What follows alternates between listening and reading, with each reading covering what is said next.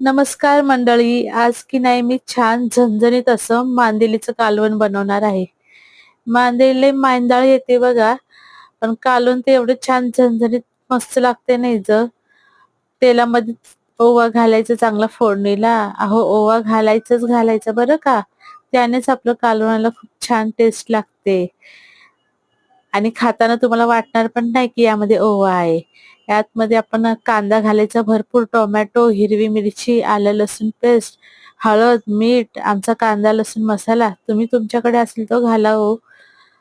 छान लागते मस्त हे कालवण.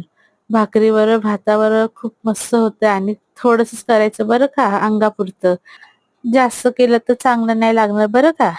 उकळी आल्यावर 7-8 मिनिटं शिजवायची बरं का. रेसिपी कशी वाटली हे मला कमेंट मध्ये सांगा बरं. रेसिपी पूर्ण पाहिल्याबद्दल धन्यवाद.